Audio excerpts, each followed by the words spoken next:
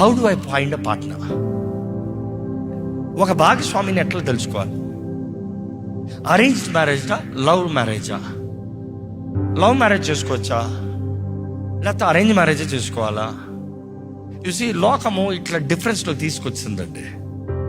కానీ నేను అంటాను, నువ్వు దేవుని చిత్తం కాకుండా లవ్ మ్యారేజ్ అయినా అరేంజ్ మ్యారేజ్ అయినా రాయి చేసి తలకాయ కొట్టుకుంటే చివరికి నీ తలకాయ పగులుతుంది. ద పాయింట్ హియర్ ఇస్, దేవుని చిత్తమా తెలుసుకోవాల్సిన బాధ్యత.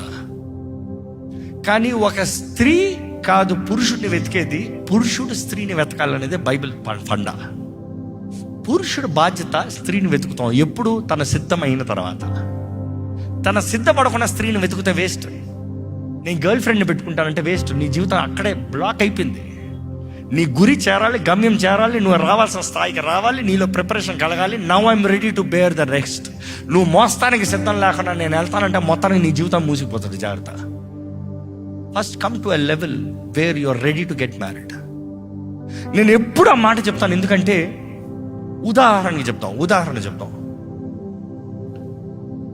నువ్వు ఒక 16 సంవత్సరాలకి ఒక అమ్మాయిని ఇష్టపడ్డావు. 16 సంవత్సరాలకి నువ్వు ఉన్న స్థాయి ఎక్కడున్నావు? ఒక స్టూడెంట్గా ఉన్నావు. 16 సంవత్సరాలకు ఉంటున్నావు, ఈ అమ్మాయినే నేను పెళ్లి చేసుకుంటాను.